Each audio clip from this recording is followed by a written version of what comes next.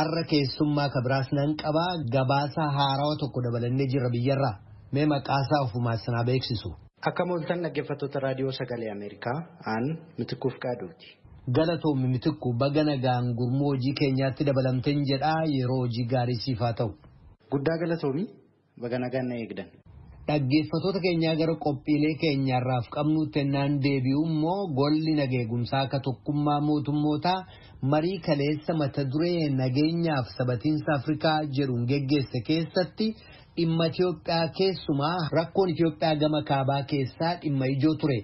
Barreessaa muummichi jaarmayicha addunyaa Antooniyoo Guteres akkasumas bakka bu'oonni biyyootaa kan Itiyoophiyaa biyyoota biroo marii kanarratti dubbatanii jiru. Booda bal'inaan itti deebina. Itiyoo Telekoom kaleessa tajaajila intarneetii saffisaa olaanaa 4G fi LTE Advanced jedhamu naannoo giddugala lixaa biyyattii jechuun magaalaa Amboo dabalatee magaalaalee 5 kabiroo keessatti tajaajila jalqabuusaa labsee jira. Rakkoolee nageenyaa yeroo adda addaatti Oromiyaa gama lixaa keessumaa godinaalee Wallaggaa afran keessatti mul'aturraa kan ka'e daldaltoonni naannoo sanatti argaman dhiibbaan hojii isaaniirra ga'ee liqaa maallaqaa baankileerraa fudhatan ka deebisuu dadhaban ta'uu dubbatu.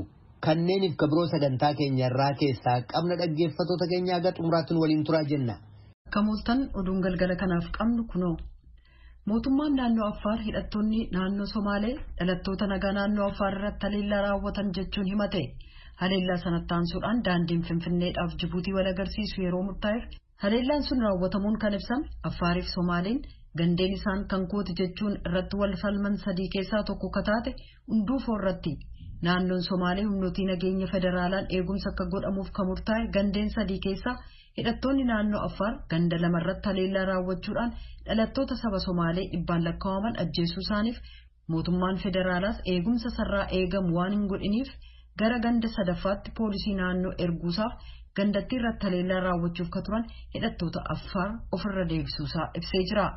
Naannoon Somaaleetti dabaluudhaan sabaa himaan falmii Affaariif Somaalee gidduu jiru madaala eeganii gabaasaan jiran jechuun illee qeeqeera. Mootummaan naannoo Affaar guyyaa kaleessaa ibsa baaseen naannoon Somaalee waraana natti bane jechuun himate. Naannoon sun ibsasaa keessatti roobii ganama sa'a 11 irraa jalqabee naannoleen lamaan kan irratti wal falman gandeen keessaa hunduufoof naannoo isheetti haleellaa raawwatameen horsiisee bulaan miidhaan irra ga'uu beeksisee jira. Gandeen falmisiisoo sadan keessatti irra deddeebi'uun walitti bu'iinsi uumamaa akka ture yoo ta'u muummicha ministeeraa dabalatee hoogganoonni federaalaa sadarkaa olaanaa jaarsummaan gidduu seenanis walitti bu'iinsi dhiiga dhangalaasise kan gandeen kanaa waan dhaabateen fakkaatu jechuudhaan Addis Chakkul gabaaseera. Naannoo Amaaraa bakkawwan wal waraansitti geggeeffamaa jiru keessatti namoota sagantaa seeftineetiin deeggaramaa turan kanneen 700 ta'aniif deeggarsa idilee ittiin ga'uun kan hin danda'amne ta'u mootummaan naannoo Amaaraa beeksisee jira. Komishinni ittisa balaa kan naannoo Amaaraa wabii nyaataaf deeggarsa addaa kanneen barbaadaniif qindeessu jaarmoliin gargaarsa sadarkaa addunyaa naannoo Amaaraa wal waraansi keessatti geggeeffamurraa kanneen buqqa'aniif kanneen biroo deeggarsa barbaadan deeggaruuf kaka'umsi qabu xiqqoodha jedhee jira. Wal waraansi keessatti geggeessamaa kan jiru kaaba Walloo Waag Himraa naannolee Gondar kaabaa keessaa kana dura dhaabbataadhaan sagantaa seeftineetiin lammiiwwan deeggaramaa turan sababa waraana sanaan dhaqqabuu dhabuusaa komishina ittisa balaa kan naannoo Amaaraa wabii nyaataaf deeggarsa addaa qindeessu Zalaalam Lijaalam ibsaniiru. Naannoo Amaaraa godina dhiyaa Goojjam aanaa Gonjii Qolaalaa keessatti waggoota 3 dura qorattoota irratti jamaadhaan ajjeechaa raawwatan kanneen jedhaman himatamtoonni 32 hidhaa waggaa 1 hanga waggaa 20 akka adabaman manni murtii olaanaa Baahir Daariif naannolee isaa murteessee jira. Waggoota 3 dura digirii isaanii dooktorummaaf qorannaa gochuuf gara Goojjam dhiyaa aanaa Gonjii Qolaalaa magaalaa Addis Alam kaseenan qorattoota 2 ilaalchisee ragaan dogoggoraa kan isaan ga'e ta'uu kan himame hawaasi naannoo dhakaaf uleedhaan reebanii ajjeesan. Odeeffannoo isaan argatanis ijoollee isaanii talaalliin beekamin waraananii ajjeesuuf dhufan ka jedhu ture. Manni murtii Baahir Daariif naannoo isaa har'a dhaddacha ooleen namoota odeeffannoo dogoggoraa akkasiin miidhaan irra ga'e qorataa hojiirra tureef gargaaraa isaa kan ajjeesan yoo ta'u ogeessota eegumsa fayyaa kanneen biroorra immoo miidhaa guddaa geessisanii nama kabroorratti aggaammii ajjechaa kan raawwatan yoo ta'u konkolaataa tokko gubuu isaanii beeksisee jira. Himatamtoonni kanneen biroon 5 immoo yakka sana keessatti hirmaachuu isaaniif ragaan waan hin dhiyaataniif walaba gadhiisamuu isaanii manni murtichaa beeksisee jira jechuun Asteer Misgaanaa gabaasteetti. TPLF raayyaa ittisa biyyaa irratti innaa haleellaa raawwate waliin hojjetan kanneen jedhamaniif himannaan kan irratti dhiyaate miseensota raayyaa waraanaa keessaa galmee 8 irratti katarreeffaman loltoota 10 irratti manni murtii waraanaa kutaa ajaja kibbaa hidhaa waggaa 8 hanga waggaa 18 adabee jira. Manni murtii waraanaa kutaa ajaja kibbaa kan raayyaa waraanaa Itoophiyaa dhaddacha kaleessa tureen murtii kana dabarse. Murtiin kan irratti darbe ajajaa kumaa Baashaa Kiflee Kaasaay, Koloneel Kiflee Fisaay, ajajaa Shantamaa Mabraatuu Xilaay Barahee, loltuu Mokonnin Kinfee, ajajaa Shantamaa Farrada, ittaanaa ajajaa 10 Asaffaa Haagosiif ittaanaa ajajaa 10 Kiflee Nigus Gabra Goorgis akkasumas galmee tokko irratti kan dhiyaate kan Koloneel Kaasuu Habtuufaa keessatti tarreeffaman Leetanaa Koloneel Haagos Asaffaaf Leetanaa Koloneel Hayyaalay Gabruuti. Manni murtii waraanaa kun yaada murtii abbaan alangaa dhiyeesse dhaddachichaaf dhiyeesse murtiin yakka salphisuu abukaatoolee mana murtii waraanichaan yoo dhiyaatu yaadawwan yakka cimsan immoo abbaa alangaan dhiyaatee jira. Weellisaa akka ta'eef wallee barreessuun ka beekamu lammiin Eertiraa Waddi Gabruu kaleessa Asmaraa keessatti du'aan boqotee jira. Sirni awwaalchasaas magaalaa galma mootummaa biyyattii keessatti har'a raawwatameera. Waddi Gabruun adda bilisummaa Eertiraa kan walabummaaf qabsaa'aa turetti kamakame bara 1974 yoo ta'u boodarra biyyaa baqate. Umuriin isaa waggaa 71 yoo ta'u abbaa ijoollee 8 ture. Dho'iinsi boombii of wareegaa buufata xayyaaraa Kaabulitti namoota 100 ol erga galaafatee booda jamaan namoota Afgaanistaaniin gadhiisuu akkaan barbaadan xayyaaronni namoota gamasii baasan balalii waan itti fufaniif jecha jimaata har'aa gara buufata xayyaaraa Kaabulitti deebi'anii jiran. Pireezidaantiin Yuunaayitid Isteetsi Joo Baayiden kanneen haleellaa kamisa galgalaa buufata xayyaaraa Kaabul cinatti raawwachuun yoo xiqqaate hojjettoota waraanaa Ameerikaa 13 siiviilota hedduu kanneen biyya Taalibaan to'ate jalaa dheessuu barbaadan galaafatan ijaa ba'uuf dhaadatan. Kanneen haleellaa kana raawwatan akkasumas eenyullee kan Ameerikaa miidhuu barbaadu yoo jiraate kana haa beeku nuti dhiifaman goonuu jechuudhaan Baayiden haasaa guutuu biyyaa dhageessisaniin beeksisaniiru. Si adamsinaa gatiis ni baaftaa jedhan. Gareen ISIS erga wareegamtoota 2 bakkaawwan 2 kan buufata xayyaaraa Hamid Karzaayitti dhiyoo jiru irratti boombii ofitti dhoosanii booda caasaa oduu isaanii kan Telegiraam irratti haleellaa sana raawwachuusaaf itti gaafatama fudhatee jira. Baayiden akka jedhanitti aangawoonni waraanaa ISIS hooggana isaaf keellaalee isaa dhahuuf karoora duulaa akka qopheessan ajajaniiru. Bakka ofii keenyaa filanneef battala ofii keenyaa filannetti humnaan sirriitti deebii kennina jedhan. Pireezidaantichi erga dubbatanii booda dubbiimtuun Waayit Haawus ergaa sana irra deebi'anii cimsanii dubbachuudhaan shororkeessota kana ni adamsina bakka isaan jiranitti ni ajjeefna jedhan.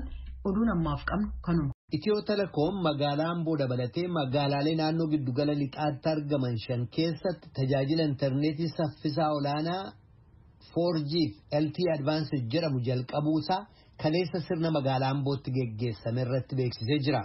Hojii geggeessituu olaantuun Itiyoo Telekoom aadde Fireewoot Taammiruu kaayyoon tajaajilicha jalqabsiisu maamiloonni tajaajila saffisaa akka argatan taasisu ta'uu dubbatan. Oromiyaa lixaa godinaalee Wallaggaa keessatti tajaajilli intarneetii addaan cituu ilaalchisee garuu waan dubbatan hin jiru. Naakoor Malkaatu Amborraa gabaase. Hojii geggeessituun olaanaa Itiyoo Telekoom aadde Fireewoot Taammiruu magaalaa Amboo keessatti argamuun kaleessa tajaajila intarneetii saffisa olaanaa qaba jedhan kana eegalchiisanii jiru. Tajaajilli kun riijinii giddugala lixaatti magaalota argaman Amboo, Burraayyuu, Hoolataa, Sabbataa fi Walisoo keessatti hojiirra oolaa jechuun dubbatanii jiru. 4G jedhamuudhaan tajaajilli intarneetii beekamu kun isa 3G jedhamurraa sababoota ittiin adda addummaa qabaa jedhanillee ibsanii jiru aadde Fireewoot. የመጀመሪያው ፍጥነቱ ነው ሁለተኛው ደግሞ inni jalqabaa saffisa isaa yommuu ta'u inni lammaffaa immoo amansiisaa ta'uu isaati. 3G irraa saffisa 114 caalu qaba. Advanced 4G immoo sekondii tokko keessatti meegaabaayitii amma 60 buusuu danda'a. Saffisni akkanaa kanaan dura tajaajila intarneetii broadbandiidhaan kennamuun kan beekamu. Sochii daldalaa keessan tajaajila kanaan saffisiisuus dandeessu. jedhan. Tajaajilli 4G Fidelity Advanced jedhamu akka magaalota 106 keessatti hojiirra oolu karoorsanii hojjetaa jiraachuu aadde Fireewoot dubbatanii jiru. Haala maamiloota isaanii riijinii giddugala lixaa keessa jiran irrattis waan jedhan qabu. በምንገኝበት የማዕከላዊ ምዕራብ ሪጅን ወደ 47 የሚሆኑ ሳይቶች ዛሬ ላይ የ4G ከቨሬጅ እንዲያገኙ ሆኗል። Riijinii giddugala lixaa amma argamnu keessatti iddoowwan 47 tajaajilicha argatanii jiru. Magaalota 5 eeraman keessatti maamiloota 334 ta'antu tajaajilicha argataa jira. Bakka kanatti maamilootni 125 ta'an ammoo tajaajila intarneetii daataadhaan kennamuu kan argatanii jedhan. Hojii gaggeessituun Itiyoo Teleekoom faayidaa hawaasummaa fi diinagdee tajaajila kanaatii jechuunis waan ibsan kunooti. አሁን ላይ ያለው የኢኮኖሚ እንቅስቃሴ በሰፊው ያው ኢንተርኔት ኢኮኖሚ የምንለው ነው ወይም sochiin diinagdee amma jiru kan diinagdeen tajaajila intarneetiin itti gaggeeffamu yookaan diijitaal ikoonoomii isa jedhamu. Kanaaf daldala keessan haala saffisaan gaggeessuudhaaf osoo bakkaa bakkatti hin socho'in fakkeenyaaf asii magaalaa Finfinnee asii Baahar Daar osoo hin dhaqin daldala gaggeessuu isin dandeessisa. Hojjetaan keessan iddooma jiru taa'ee hojii isaa akka hojjetus ni dandeessisa. Haalli dhibee COVID illee akka dhaabbileen hojii isaanii gara dijitaalaatti jijjiiran isaan taasiseeti kan jiru. Kanaanis bu'a qabeessa kan ta'an hedduu ta'uudhaa qorannoowwan kan agarsiisan jedhan. Kantiibaan magaalaa Amboo obbo Saaluu Dirribsaas tajaajila eegalame kana ilaalchisuun yaada kennanii jiru. 4G nu gadhiifame kuni faayidaan inni qabu olaanaadha. Kan duraarraa saffinnisaa guddaadha waan ta'eef namni tokko yeroo isaa hin fayyadama.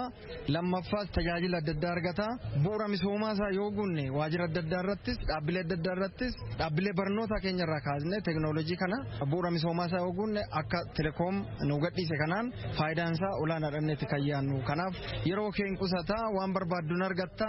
Teekinooloojii kanaan mana kee daangaa adda addaa iddoo adda addaa fagoo irra teessee faayidaa barbaaddu sana dabarsuu fudhachuu waan ta'eef teekinooloojiin addunyaan teekinooloojii galte keessa har'a waan itti makamneef nutis kana bu'uura misoomaasaa waajjiraalee adda addaa dhaabbileen adda addaa kana fudhatee itti fayyadamuu qaban jedha. Itiyoo Teleekoom godinaalee Wallaggaa iddoowwan tokko tokkotti tajaajilli intarneetii erga addaan citee torbanootni darbuu ilaalchisee waan jedheen qabu. Hojii gaggeessitoota sagantaa magaalaa Amboo irratti arganne irraallee dhimmicha irratti yaada akka nuuf kennaniif yaaliin taasifne ammaaf hin milkoofne. Haa ta'u malee itti gaafatamaan riijinii lixaa torban muraasa dura tajaajilichi iddoo rakkoo teeknikaatiin citetti hojjechuuf yaalaa jiraachuu fi iddoo rakkoo teeknikaan hin citne kan ilaaleen ammoo dhaabbatichatti beeksisuu isaanii ibsuun isaanii ni yaadatama. Manni maree nageegumsaa akka tokkummaa mootummootaa mata duree nageenyaaf sabatiinsa Afrikaa jedhuun kaleessa marii geggeessee jira. Mariin kun dhimmoota ijootti fuuleffate keessaa tokko rakkoo yeroo ammaa kaaba Itoophiyaa keessa jiru. Biyyoottan miseensota mana marichaa ta'an yaada muummichi barreessaa tokkummaa mootummootaa Antooniyoo Guterres dhiyeessan irratti marii taasisanii nageenya buusuudhaaf gareeleen hundinuu waan gochuu qabu jedhanis yaada dhiyeessanii jiru. Tokkummaa mootummootaatti bakka